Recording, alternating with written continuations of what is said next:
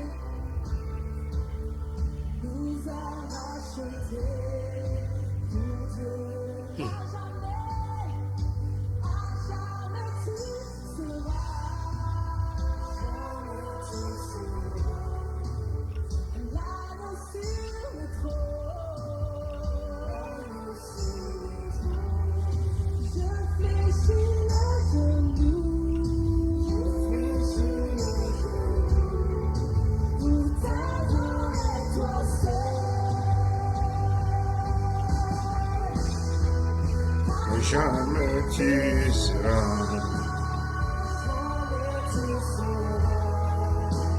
l'agneau sur le trône. Je fléchirai genoux,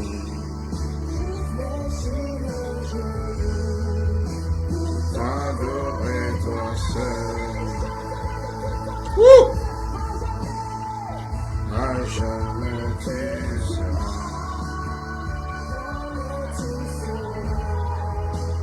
l'agneau sur le trône.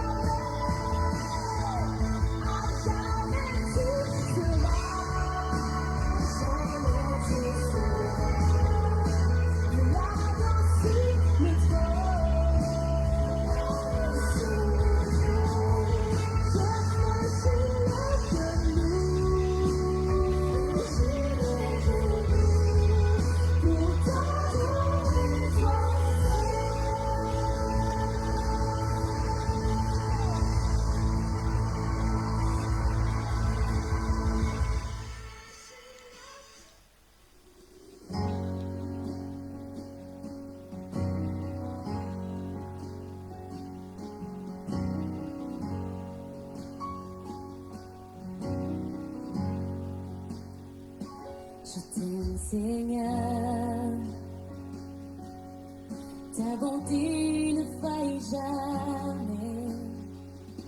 Chaque jour, tu me tiens dans tes mains. Du moment où je me lève jusqu'à mon coucher, je chanterai la bonté de mon Dieu. De ma vie, tu as été fidèle. De ma vie, tu as été si bon. Tout le souffle qui est en moi, je chanterai la bonté de mon Dieu.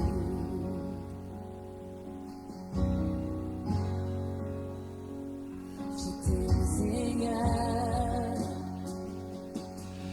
ta bonté. Thank you, Jesus. Thank you. Vous êtes bénis, bien-aimés.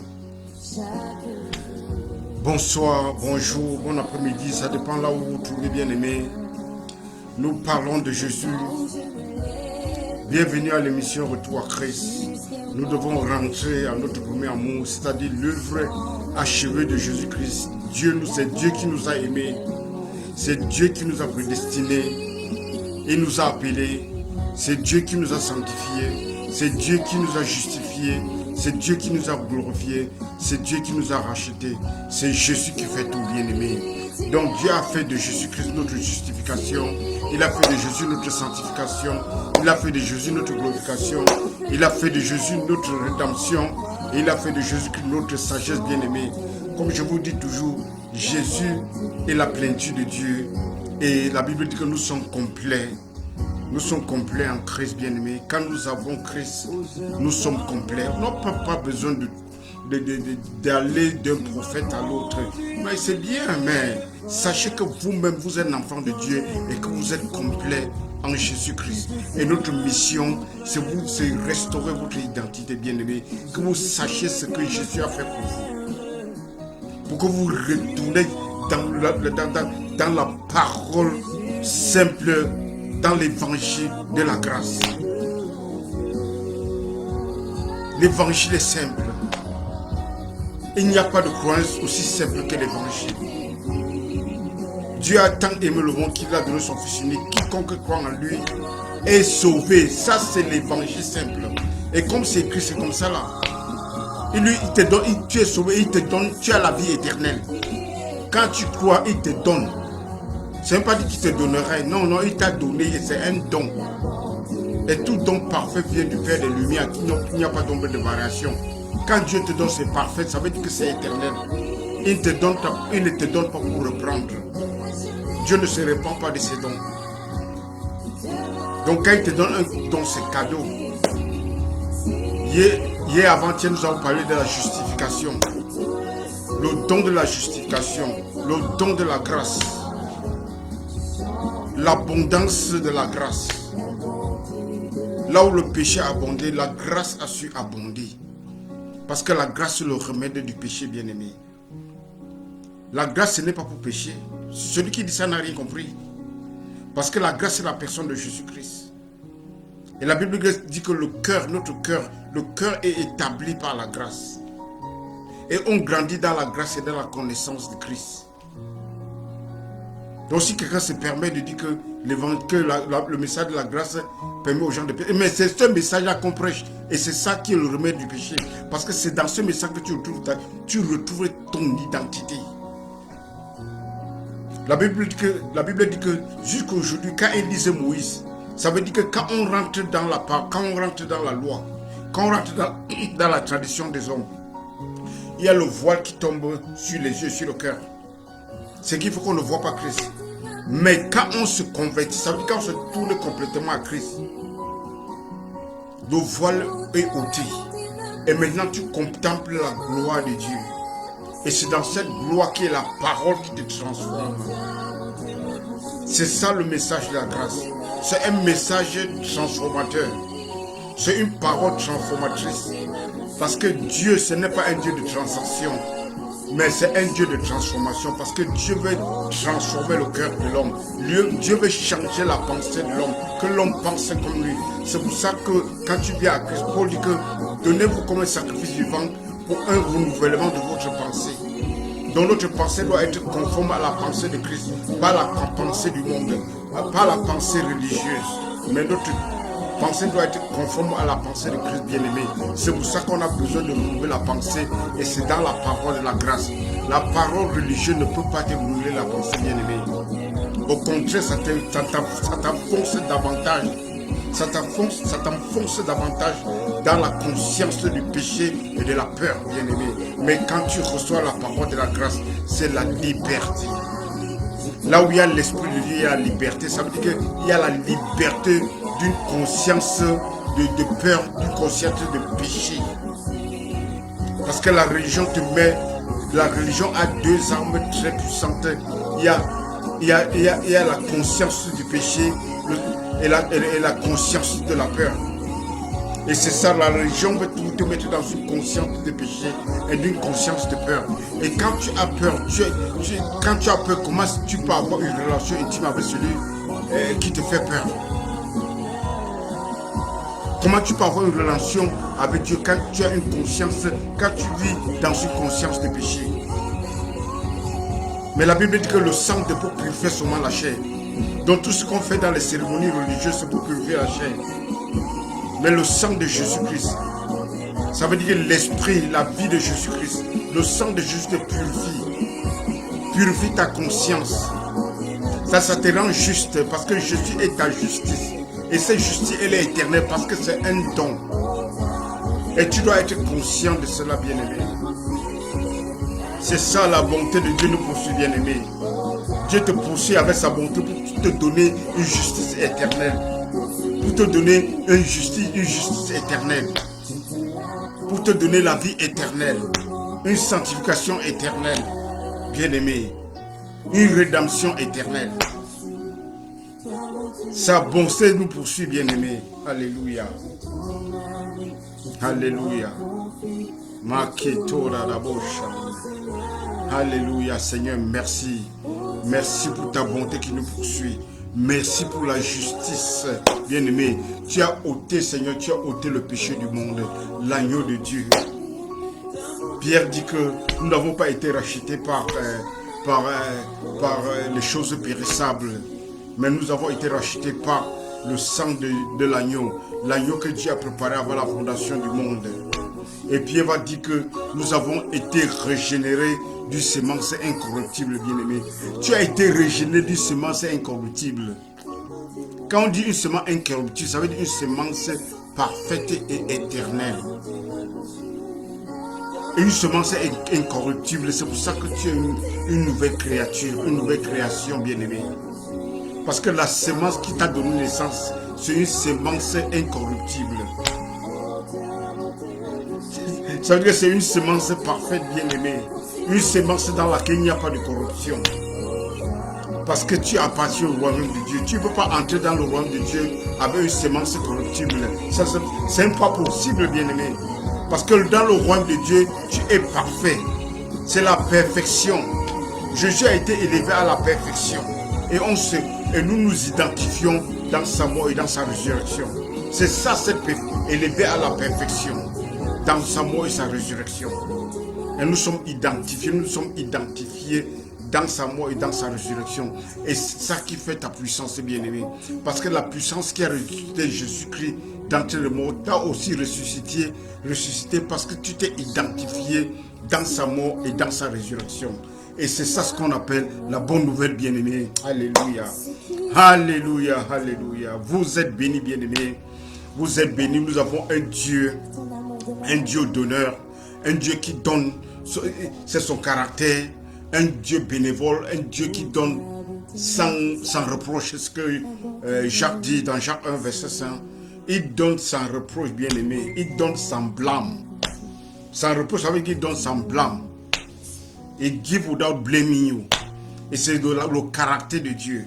Et nous devons savoir que ce Dieu, c'est un Dieu d'honneur. Donc, il n'est pas bipolaire. Ce n'est pas un Dieu que tu peux douter de lui. C'est un Dieu que tu peux lui faire confiance parce qu'il ne change pas. Il est le même hier aujourd'hui. Parce que tout don parfait vient de lui. Du Père des Lumières, en qui il n'y a pas d'ombre de variation ni de changement. Donc, je vous dis toujours que Dieu n'est pas bipolaire, bien-aimé. Dieu n'est pas bipolaire. Il n'est pas bon le matin, le soir, il est fâché. Il n'a pas de colère contre toi. La preuve en est qu'il t'a justifié, bien-aimé. Et s'il te justifie, qui va te condamner? Si c'est Dieu qui te justifie, qui va t'accuser? Qui va accuser les élus de Dieu? L'amour de Dieu, qui peut te séparer de son amour? Et c'est dans cet amour inséparable qui t'a fait plus que vainqueur, bien-aimé. Donc nous sommes plus que vainqueurs par le sang de Jésus, par l'amour de Christ, par la vie de Christ, cette vie en abondance. Parce que l'ennemi vient pour détruire, voler et tuer. Mais Jésus en tant que Dieu, Jésus en tant que Père, Jésus en tant que Rédempteur, Jésus en tant que Sauveur, Jésus en tant qu'apôtre et notre sacré, il est notre apôtre et notre sacrificateur, high priest of our confession, le souverain sacrificateur de notre confession. Donc il faut qu'on fasse confiance à lui, bien-aimé. Donc et ta confiance, quelle est cette confession? La confession, c'est de dire ce que Jésus a fait pour toi, bien-aimé. Lui dis merci. Merci Seigneur que tu m'as justifié.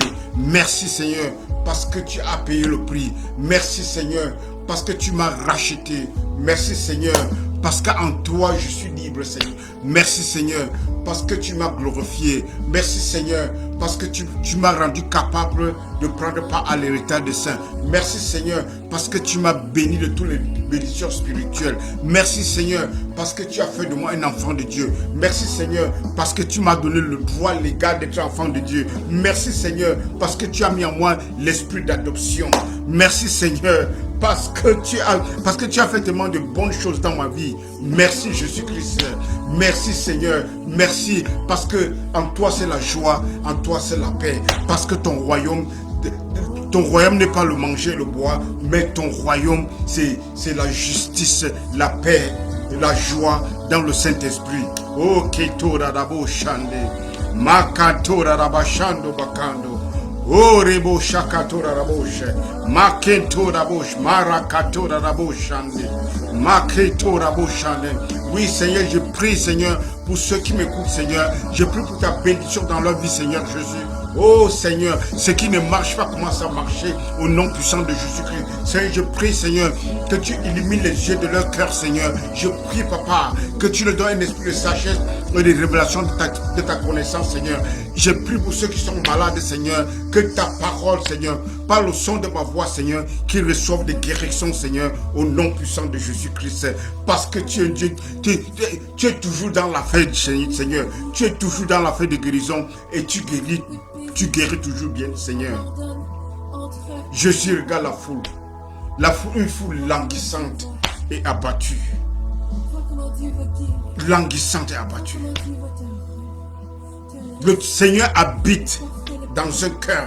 Le Seigneur vient quand le cœur pleure, quand le cœur crie, quand le cœur a besoin de l'aide, quand l'âme a besoin de l'aide.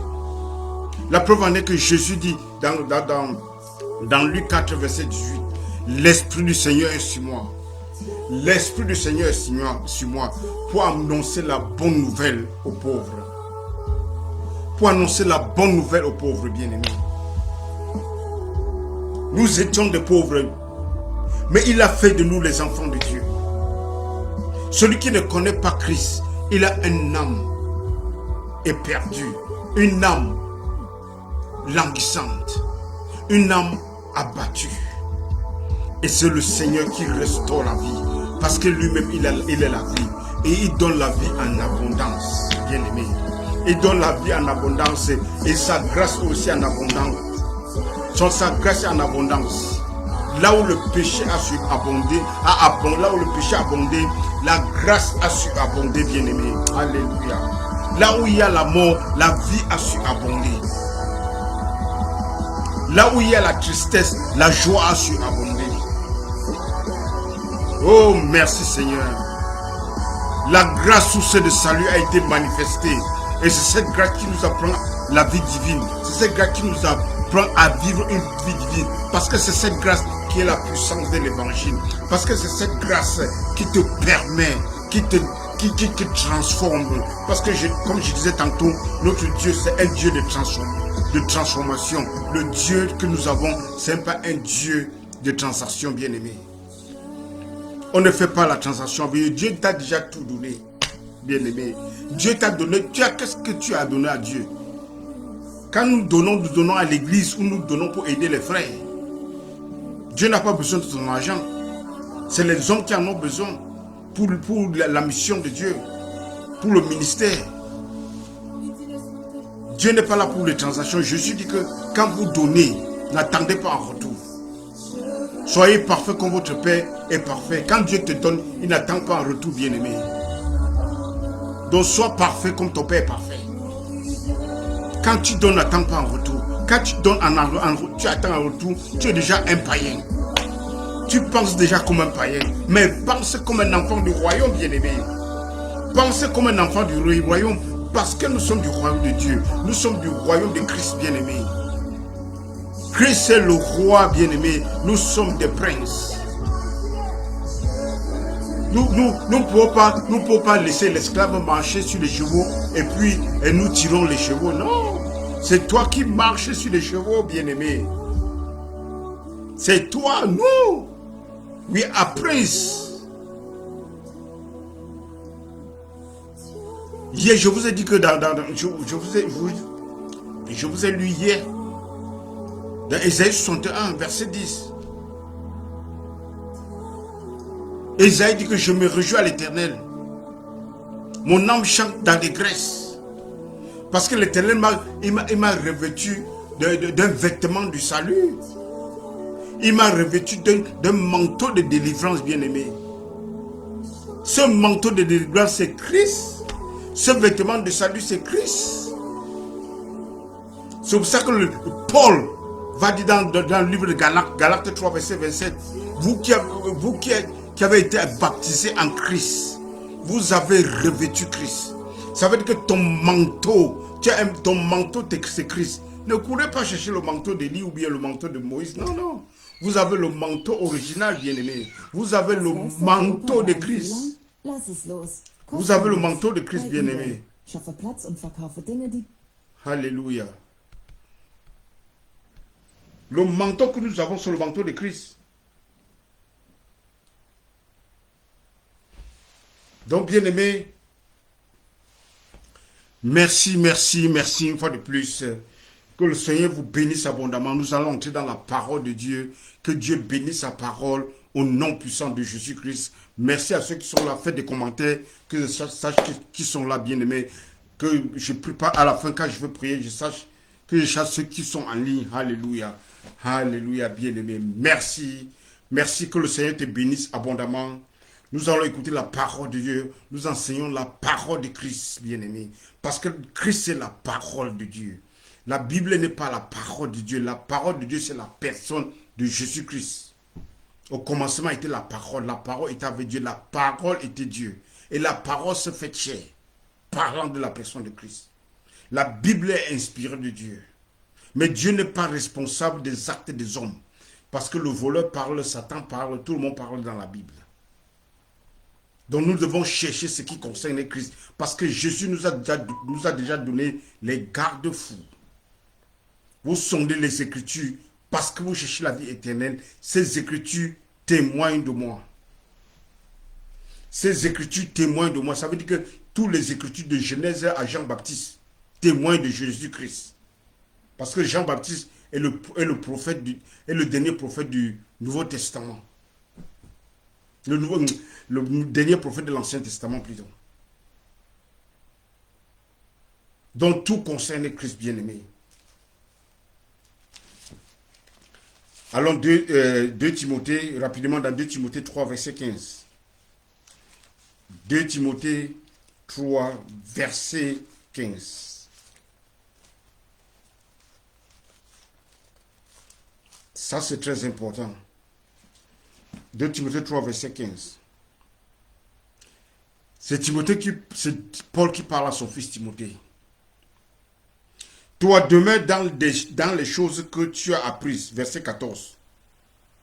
Il commence par le verset 14. Il dit que toi, Timothée, demeure dans les choses que tu as apprises et reconnues certaines, sachant de qui tu les as apprises. Reconnais que le dépôt, cette vérité que je t'ai enseignée, il faut reconnaître que c'est moi qui t'ai enseigné. Il va dire à Timothée de garder ce dépôt. Et je cherchais des gens capables, qui aiment la vérité, comme vous qui m'écoutez. Enseigne-les pour qu'ils aillent enseigner aux autres. Parce que la vérité, c'est la personne de Jésus-Christ. La parole de Dieu, c'est la personne de Christ. Et l'évangile, c'est l'évangile de Jésus-Christ. Et l'évangile, c'est la parole de la grâce, parlant de la personne de Jésus-Christ. Donc Paul dit que c'est Jésus que nous prêchons. Et ce Jésus n'est pas le oui, ce n'est pas le non. C'est en lui qui est le oui. Donc nous prêchons le oui de Dieu. Le oui, c'est la grâce de Dieu. Ce n'est pas la grâce et le non et la loi, non. Nous prêchons la grâce de Dieu. C'est ça l'évangile. La grâce, c'est que l'homme n'a pas de performance. Toute la performance, c'est Dieu qui a fait. L'homme ne fait rien. Tout ce que l'homme va faire, c'est seulement de croire. Et ce qu'il faut, c'est difficile pour les religieux. Parce que les religieux veulent toujours faire quelque chose. C'est pour ça que la Bible dit dans Ésaïe 64, que toutes nos performances, toutes nos auto-justices, C'est un vêtement souillé devant Dieu. Donc il n'y a rien que tu peux faire pour plaire à Dieu. Il n'y a rien que tu peux faire pour gagner la justice de Dieu. Parce que le standard de Dieu, nous ne pouvons pas arriver au standard de Dieu. Nous ne pouvons pas atteindre le standard de Dieu. Mais Jésus-Christ, c'est le sang de l'agneau. Rien n'est plus parfait que ce sang. Et c'est ce sang qui nous amène dans le standard de Dieu bien-aimé. C'est la mort, l'œuvre accomplie de Christ. C'est cette œuvre accomplie de Christ qui nous positionne dans le standard de Dieu. Le standard de Dieu, c'est son royaume. Donc quand tu entres dans le royaume de Dieu, tu entres dans le standard de Dieu. Et il faut être né de nouveau. Né de l'eau, c'est-à-dire de l'esprit. Alléluia. Toi, demeure dans les choses que tu as apprises. C'est-à-dire ne va ni à gauche ni à droite. Demeure dans ce que je t'ai enseigné. Demeure dans cette vérité. Dans ce parole de la grâce. Là où la loi n'a rien à chercher là-dedans. Elle doit être la grâce et la grâce pure. Qu'on ne vous détourne pas de la simplicité de Christ. C'est ce que Paul va dire aux Corinthiens. Comme Ève avait séduit, comme le serpent avait séduit Ève. Qu'on ne vous détourne pas de cette, qu'on ne vous séduit pas et vous détourne de cette simplicité de Christ. Parce que déjà à l'époque, quand Paul tournait le dos, qu'est-ce qu'on faisait? Les légalistes venaient enseigner un autre Jésus. Quand tu enseignes la grâce et la loi, c'est un autre Jésus et il y a un autre esprit là-dedans. Et c'est un autre évangile. Quand tu prêches un autre évangile, c'est-à-dire tu mélanges la grâce et la loi, c'est un autre Jésus que tu es en train de prêcher. Tu mélanges, et il y a un autre esprit là derrière. Et un autre Jésus. Donc l'évangile doit être simple. C'est la religion qui a compliqué. Ce qu'il faut que, aujourd'hui, quand tu apportes l'évangile simple, les gens croient que c'est un truc nouveau. Pourtant, c'est ce que l'apôtre Paul a prêché avec les Timothées. Pourtant, c'est ce que les apôtres ont prêché dans leur évolution. Parce qu'au début aussi, ils ont mêlé. Quand tu regardes dans le livre des Actes, ils dandinaient encore. Parce qu'ils devaient grandir. Ils mélangeaient encore la loi et la grâce. Mais ils devaient grandir. Parce que quand tu deviens un chrétien, quand tu es nouveau, tu dois grandir. Tu ne peux pas du coup devenir et connaître tout au même moment, mais tu dois grandir. C'est pour ça que pour enseigner la doctrine, on doit lire tout ce qui est ici dedans. On ne peut pas prendre au milieu un coiffe. On doit lire tout le concept de Dieu avant de faire de ça une doctrine. Si tu vas au milieu, tu restes dans le livre des Actes, tu vas faire beaucoup d'erreurs. Parce que les épîtres, c'est le sommet de la révélation. C'est dans les épîtres. Parce que dans le livre des Actes, c'est encore... Le livre des Actes, c'est comme un reportage. Eyewitness account.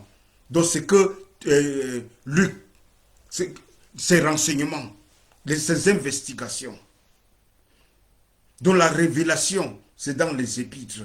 Les épîtres, c'est le sommet de la révélation. Dans le livre des Actes, ils sont encore en train de se battre dans la loi et la grâce. Mais dans le livre, dans les épîtres, c'est là où les vraies choses commencent. Donc, comme je disais, il faut tout lire. La Bible, il faut tout lire pour faire une doctrine. Et c'est pour ça que les écrits, on doit diviser la parole de vérité. C'est des choses que je ne connaissais pas depuis. Tu peux faire 40 ans dans le ministère, mais tu ne connais pas ces versets. Parce que ça ne marche pas dans ta dénomination. Donc, toi, demeure dans les choses que tu as apprises et reconnues certaines. Paul n'a pas pris l'argent pour être béni. Son évangile, ce n'était pas un évangile de transaction. Demeure dans ces choses, dans cet évangile qui transforme le cœur de l'homme. Pas un évangile pour faire des gains. Pas un évangile pour escroquer. Pas un évangile pour te remplir les poches. Paul dit que lui-même, il a travaillé pour nourrir les pauvres. Parce qu'il faisait les tentes. C'est toujours bien qu'un homme de Dieu travaille. Quand un homme de Dieu a business ou bien il travaille, il ne dépend pas de l'église. Quand tu dépends déjà de l'église, il y a les fortes raisons que tu compromets l'évangile. Mais quand tu as tes propres revenus, bien-aimé, tu dépends de personne. Donc, demeure dans ce que tu as plus de moi.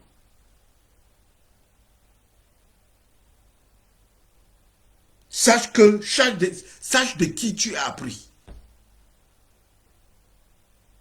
Comme je t'ai enseigné, il va dire à Timothée que qu'il pleuve ou qu'il neige, qu'il fasse soleil ou qu'il pleuve, enseigne, insiste, enseigne la parole de vérité, enseigne le salut, enseigne la même chose, la parole qui transforme, la parole de la grâce, prêche Jésus-Christ. Alléluia. Verset 15. Dès ton enfance, tu connais les saintes écritures qui peuvent te rendre sage à salut par la foi en Jésus-Christ. Dès ton enfance, les saintes écritures, c'est quoi? C'est l'Ancien Testament. Et Jésus vous a déjà dit que vous sondez les Écritures parce que vous cherchez la vie éternelle. Ces Écritures témoignent de moi. Ça veut dire que Timothée, il connaissait déjà Jésus caché dans l'Ancien Testament. Il avait déjà dit. Dès ton enfance, tu connais les cinq Écritures qui peuvent te rendre sage à salut.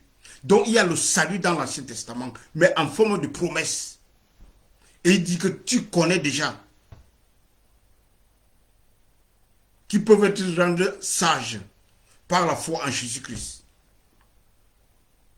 Toi, demeure dans les choses. Non, dès ton enfant, tu connais les saintes écritures qui peuvent te rendre sage à salut par la foi en Jésus-Christ. Ça veut dire que déjà même dans l'Ancien Testament, il y a la promesse, il y a l'évangile, il y a Christ, mais Christ est caché, est voilé, voilà. Mais dans le Nouveau Testament, maintenant, tout est révélé. Donc l'Ancien Testament est un mystère, le Nouveau Testament, c'est la révélation du mystère, bien-aimé. Parce que c'est déjà la vérité. L'Ancien Testament, c'est comme l'ombre. Et le Nouveau Testament, maintenant, c'est la lumière. Donc tu ne peux que utiliser la lumière pour voir ce qui est dans l'ombre. C'est pour ça que Paul va dire aux Corinthiens qu'on ne vous juge pas du manger de bois, qu'on ne vous juge pas du sabbat, qu'on ne vous juge pas de toutes les cérémonies religieuses dans l'Ancien Testament. Et il dit que la vérité, il dit que tout ça c'est l'ombre des choses à venir. Mais la vérité est en Christ. Donc c'est en Christ qu'il y a la vérité. Tout l'Ancien Testament, il appelle ça l'ombre. Tout ce qu'on fait dans l'Ancien Testament. Mais la vérité, c'est-à-dire la substance, la quintessence, la vie, la vérité, la substance est en Christ. Donc Christ est la lumière. Christ est la substance qu'on attendait. Christ est ce qu'on attendait. Et quand Christ vient, on n'a plus besoin de l'ombre. Mais malheureusement, jusqu'à nos jours, il y a les gens qui continuent à pratiquer l'ombre. Pourtant, Christ a déjà tout accompli. Christ a déjà tout achevé, bien-aimé. Alléluia, alléluia. Et au verset 16 maintenant, il dit, toute écriture inspirée de Dieu est utile pour enseigner, pour convaincre, et utile pour enseigner, doctrine, pour convaincre, c'est-à-dire apporter des preuves. C'est ce que je vous enseigne, je dois témoigner, je dois apporter des preuves de la parole de Dieu pour accompagner, pour convaincre, pour vous montrer que ça c'est la vérité et que ça touche votre cœur. Parce que c'est les paroles du Seigneur, c'est la parole de Christ. La Bible dit que la foi vient de ce qu'on entend. Ce qu'on entend, c'est la parole de Christ. Et c'est cette parole de Christ, c'est-à-dire la parole de la grâce. C'est cette parole de la grâce que je vous apporte, bien aimé. Pour corriger ce qui était faux. Parce que la parole du Seigneur doit être... on doit pouvoir diviser la parole de vérité. La parole doit pouvoir être divisée. C'est pour ça que Paul va dire à Timothée, efforce-toi de te présenter devant Dieu comme un homme éprouvé, comme un ouvrier qui n'a point honte, qui connaît dispenser la parole de vérité. Ça veut dire qu'il connaît diviser la parole de vérité. Parce que dans la Bible, il y a la parole de vérité. C'est comme un chirurgien fait, un chirurgien qui est en train de faire une opération pour retirer une tumeur. Donc il ne doit rien laisser là-bas. Et il ne doit rien prendre de ce qui est bien dans le corps. Donc il doit faire l'effort d'enlever seulement la tumeur. Donc c'est pour ça qu'il faut diviser la parole de vérité, parce que tout ce qui est dans, ce n'est pas la vérité. La vérité, c'est la parole de la grâce. La vérité, c'est ce qui concerne Jésus-Christ. Pour corriger, pour instruire dans la justice, pour éduquer tout simplement dans la voie du Seigneur. Alléluia. Alléluia. Comme je vous disais tantôt, 2 Timothée 2, verset 15. Efforce-toi de te présenter devant Dieu comme un homme éprouvé, un ouvrier qui n'a point honte, qui n'a point à rougir ou point honte, qui dispense droitement la parole de la vérité, qui connaît diviser la parole de la vérité, autotomio en grec. Autotomio, ça veut dire diviser droitement. Quand tu as fait une chirurgie, tu as fait une opération chirurgicale pour sortir la parole de vérité, bien-aimé. Alléluia. Vous êtes bénis, bien-aimés. Nous avons la parole de la grâce, la parole de Christ. Et c'est cette parole que nous sommes en train de reformer la pensée de l'homme, renouveler la pensée de l'Église. Parce que l'Église a beaucoup marché dans la religion. On te prêche Moïse aujourd'hui, demain on te prêche Jésus, après on te prêche Élie. Non, c'est Jésus qu'on prêche du matin au soir. Paul dit que c'est bien, c'est salutaire pour vous quand je vous prêche la même chose. La même chose. Pour vous, c'est salutaire. Parce que c'est ça qui renouvelle votre pensée. Par la pensée a été endommagée. Par le message des démons, de Satan. Tu vas à l'église, tu n'écoutes que démons et Satan. Et de mourir par le feu. L'ennemi doit mourir. Ce n'est pas l'évangile, c'est juste le maraboutisme et la sorcellerie. Jésus n'est pas venu tuer. Jésus est venu sauver les âmes. C'est ce qu'il va dire aux disciples qui voulaient appeler le feu pour consommer les gens de la Samarie. Jésus a dit que vous ne connaissez pas l'esprit qui vous anime. Je suis venu sauver les hommes, pas pour les détruire. Pierre va prendre le couteau et couper l'oreille de Malchus. Jésus va prendre l'oreille et le mettre là-bas pour dire que non, ce n'est pas, dans notre royaume, ce n'est pas comme ça qu'on agit. Nous sommes seulement pour réparer. Nous sommes seulement pour restaurer. On n'est pas là pour détruire. Alléluia, bien-aimé. Donc, voilà un peu ce que nous dit la parole de Dieu. Revenons entrons dans la parole. C'était juste une introduction, bien-aimé. La Bible nous dit dans Jean 1, verset 17, que la loi a été donnée par Moïse, mais la grâce, c'est-à-dire la vérité. La grâce, c'est-à-dire la vérité, est venue par Christ. Dans l'original, ça veut dire est devenue une personne, est devenue une personne vivante, parlant de Jésus-Christ. Ça veut dire que la loi, c'est-à-dire la grâce, c'est-à-dire la vérité, s'est incarnée en une personne, la personne de Christ, bien-aimé. Donc, et la loi, même quand tu lis seulement ça, c'est déjà très clair. Ce n'est pas compliqué. Ça veut dire que la loi a été donnée par Moïse, mais la grâce et la vérité est venue par Jésus-Christ. Ça te montre déjà que la loi, ce n'est pas la vérité. Ça te dit clairement que la loi n'est pas la vérité. Et la Bible dit, Hébreu 1, verset 1. Hébreu 1, verset 1.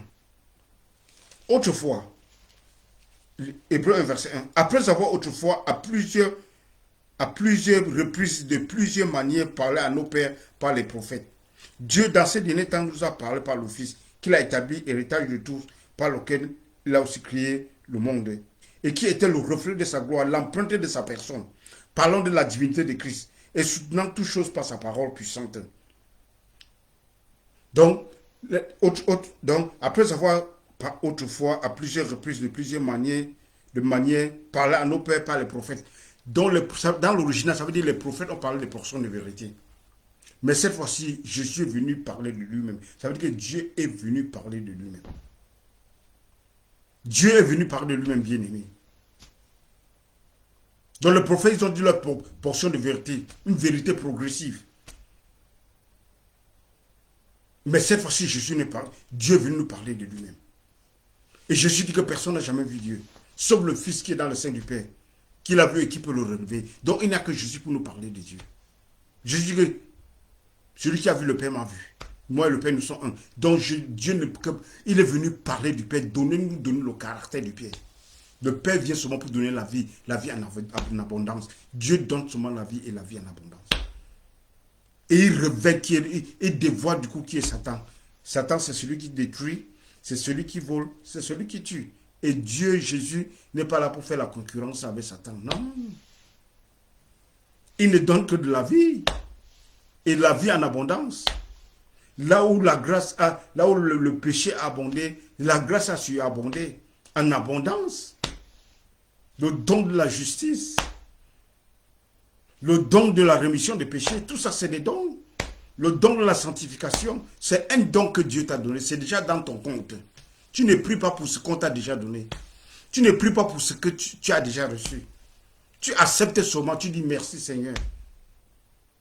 Pour ce don de grâce, pour ce don de justice, pour ce don de la sanctification, pour ce don de la rédemption éternelle. C'est Dieu qui t'a donné. Il t'a purifié de manière éternelle, bien-aimé. Matthieu 9, verset 16.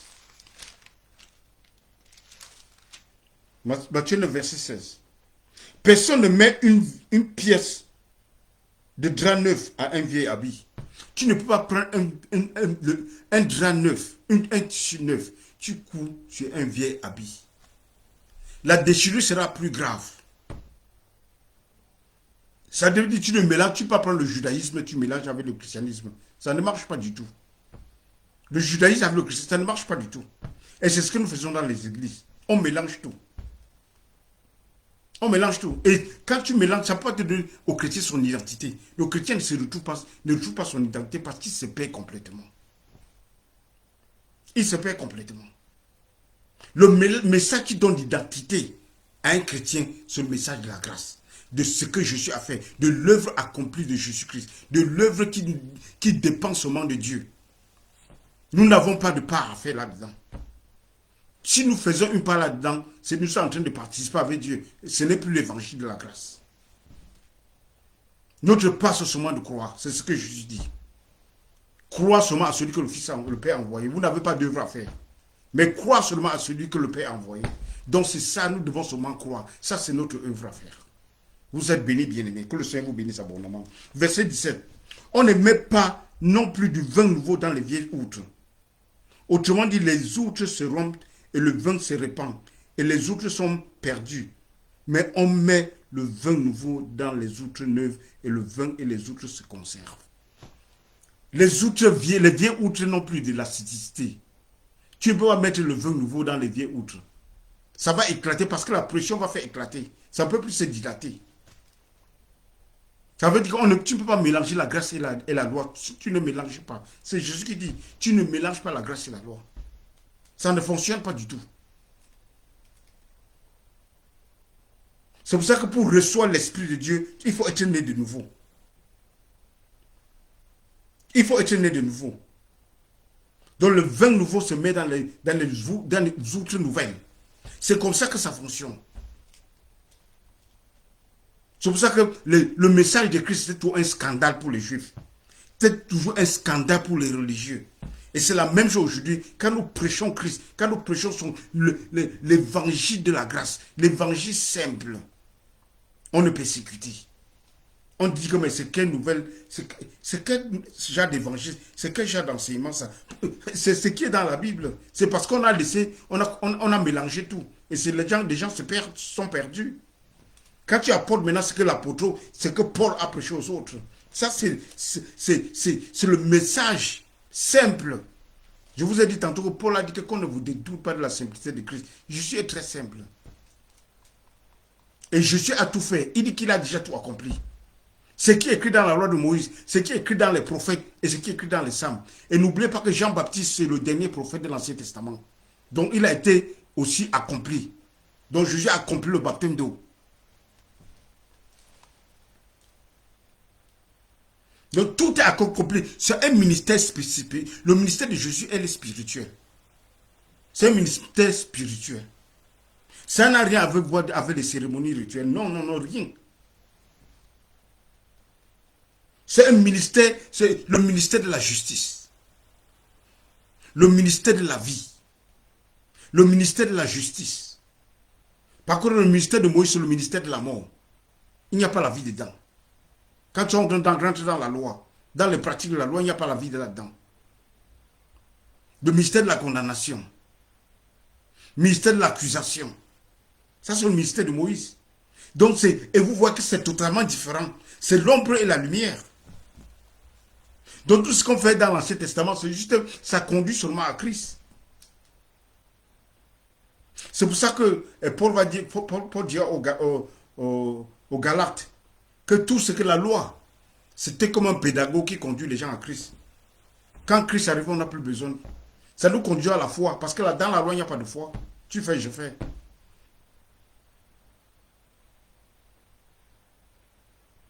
Donc quand on arrive, donc c'était un pédagogue pour nous conduire à Christ, pour nous conduire à la foi. Et quand la foi arrive, c'est-à-dire quand Christ arrive, on n'a plus besoin. On n'en a plus besoin. Ça devient inutile. C'est pour ça que Paul va dire, c'est pour ça que l'auteur des Hébreux va dire plus tard, dans Hébreux 7, verset 18, que la loi elle est inutile, elle est puissante et inutile. Parce que ça ne peut pas amener les gens à la perfection. Donc quand vous êtes en Christ, vous êtes dans la perfection tout simplement. Et c'est ce que nous devons connaître. Donc je suis dans la perfection, tu es dans la perfection. Et tous nos frères sont dans la perfection. C'est pour ça que Jésus devait être élevé à la perfection. Dans sa mort et sa résurrection. Pour que tu reçoives la gloire de Dieu. Et il n'a pas honte de nous appeler ses frères. Donc nous sommes les frères de Jésus-Christ. Nous sommes les frères de Dieu. Donc il est le premier né d'entre les morts. Vous connaissez quand un enfant est né, quand la tête sort, le reste du corps sort sur le suit tout simplement. Donc il est la tête, nous sommes le corps. Donc je veux dire à quelqu'un que même si tu es seulement le petit cheveu, Satan est sous tes pieds. Parce qu'il est la tête de l'église, tout le pouvoir lui a été donné. Et ce pouvoir, c'est son corps. Donc si tu appartiens dans son corps, tu as cette autorité, tu l'en as aussi. Donc si tu appartiens à son corps, Satan aussi sous tes pieds. Ça veut dire que tu as la même autorité. C'est pour ça que nous sommes morts en Christ et ressuscités en Christ. Ephésiens 2. Nous sommes morts en Christ, ressuscités avec Christ. Et nous sommes assis dans le lieu céleste, dans le royaume de Dieu, même dans la main droite du Père. C'est la place de l'autorité. C'est là où je suis assis, c'est là où je suis assis, bien-aimé. Qu'on ne vient pas te raconter du n'importe quoi. Tu dois savoir qui tu es en Christ. Tu dois connaître ton identité. Jésus a fait des choses merveilleuses pour nous, bien-aimés. Qu'on ne vient pas nous détourner de la simplicité de Christ, du message de notre identité.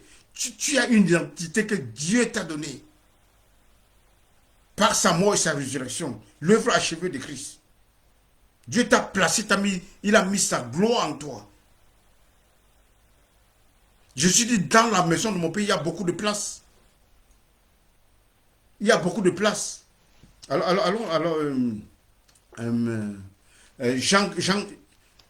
Jean 14.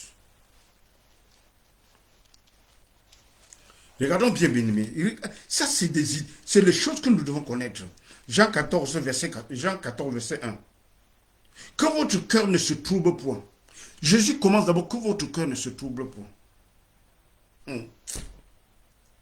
Il dit, calme-toi. Que ton cœur ne se balance pas, calme-toi. Parce qu'en lui, tu as le calme, tu as la paix et la joie. Parce que c'est les caractéristiques, le caractère du royaume de Dieu. La nature du royaume de Dieu. Calme-toi, que ton cœur ne se trouble pas. La Bible dira plus tard que le cœur est établi par la parole de la grâce. Et c'est cette parole de la grâce que Jésus veut leur donner. Alléluia. Que votre cœur ne se trouble pas. Croyez en Dieu et croyez en moi. Croyez en Dieu et croyez en moi. C'est-à-dire, croyez en la parole de la grâce, à cette œuvre achevée. Parce que Jésus est la parole de la grâce. Jésus est l'évangile. Jésus est la bonne nouvelle. Le mystère divin a été manifesté parlant de Christ. Le mystère divin, cette promesse cachée dans l'Ancien Testament s'est manifestée. C'est pour ça que le Seigneur dira à Abraham, dans, je crois, Abraham 22, qu'à travers ta postérité, toutes les nations seront bénies. Cette postérité, c'est Jésus-Christ. Ce mystère divin a été manifesté. Cette promesse en mystère, sous forme de mystère, a été manifestée parlant de la personne de Christ. Alléluia. Et c'est ça votre grande bénédiction. Vous êtes bénis de toutes les bénédictions spirituelles, bien-aimés. Prédestinés, appelés, sanctifiés, pardonnés, don de rémission de péchés, rachetés, l'appartenance dans le royaume. Il y a plusieurs, et il dit, verset 2, il y a plusieurs demeures dans la maison de mon Père. Si cela n'était pas, je vous l'aurais dit, je vais vous préparer une place. Il y a plusieurs demeures dans la maison de mon Père. Ça veut dire que dans la maison de mon Père, il y a plusieurs places pour tout le monde. Pour tout le monde. Quand il parle de la demeure de son Père, il parle de lui-même, il parle du royaume de Dieu. Je vais vous préparer une place. Je vais vous préparer une place. Ça veut dire qu'après sa mort et sa résurrection, il y a déjà, et la glorification, il y a déjà une place préparée pour nous. Et quand il déverse son esprit, il vient nous chercher pour qu'on ne prenne pas dans l'héritage des saints bien-aimés. Et l'héritage des saints, c'est dans le royaume de Dieu. Et lorsque je m'en serai allé et que je vous aurai préparé une place, je reviendrai et je vous prendrai avec moi, afin que là où je suis, vous y soyez aussi. Où est Jésus? Jésus il est dans le royaume, il règne, et nous, c'est là où nous sommes. Nous sommes les enfants du royaume. Je dis que pour voir le royaume, je dis à Nicodémos, pour voir le royaume de Dieu, il faut être né d'eau, c'est-à-dire de l'esprit. Quand je vais partir, je vais venir vous chercher. Et au verset 20 maintenant, ça c'est très fort, bien aimé. Et au verset 20, Jésus dit, en ce jour-là, vous connaîtrez que je suis en mon Père, vous êtes en moi et que je suis en vous. En ce jour-là, vous saurez que je suis dans mon Père. Vous êtes en moi, je suis en vous. C'est le jour de la nouvelle naissance. Après avoir achevé son œuvre, après avoir fait aspersion du sang dans le tabernacle céleste. En ce jour-là, vous sauriez que je suis en vous, vous êtes en moi. Alléluia. Parlant du royaume de Dieu. Quand Jésus parle, ça ne veut pas dire que c'est après notre mort. Non. Nous sommes déjà dans le royaume de Dieu. Tu es déjà enlevable. En tant que chrétien né de nouveau, tu n'as pas besoin de l'enlèvement. C'est déjà un fait. C'est une garantie. C'est une garantie. Le Saint-Esprit, c'est un garant. Jésus lui-même une garantie. Bien-aimé, vous êtes bénis. Nous allons continuer lundi prochain. Le Seigneur est bon. Il a fait beaucoup de choses pour vous. Il dit que dans la maison de mon Père, il y a beaucoup de place. Ça veut dire que tu es... C'est pour ça qu'il va dire que... C'est pour ça que Paul dira que nous rendons grâce à Dieu qui nous a fait part, qui nous a donné la capacité, qui nous a donné l'habilité de prendre part à l'héritage des saints. Qui nous a donné le pouvoir, l'autorité de prendre part à l'héritage des saints. Et cet héritage, c'est dans son royaume. Dans la maison de mon Père, il y a beaucoup de place. Quand je vais aller, je viendrai vous chercher, on sera ensemble. Et nous sommes assis avec Christ dans les lieux célestes, dans son royaume bien-aimé. Que le Seigneur vous bénisse abondamment. Seigneur, je prie pour ceux qui m'écoutent, ceux qui m'écouteront plus tard, Seigneur. Je prie pour ta parole puissante, Seigneur. Je prie pour une grande bénédiction dans leur vie, Seigneur. Je prie pour ceux qui cherchent le travail, Seigneur. Oh Seigneur, je prie que tu ouvres-leur une porte, Seigneur. Que tu leur donnes des bonnes idées, la connaissance, la sagesse pour gérer leurs affaires au nom puissant de Jésus-Christ. Et je prie, Seigneur Jésus, que tu détournes d'eux tout homme méchant et toute femme méchante, Seigneur. Toute amitié méchante, Seigneur, au nom puissant de Jésus-Christ. Et je prie, Seigneur Jésus, pour de bons clients, Seigneur, pour de bons partenaires du business au nom puissant de Jésus-Christ. Pour ceux qui sont malades, Seigneur Jésus, je prie pour une guérison.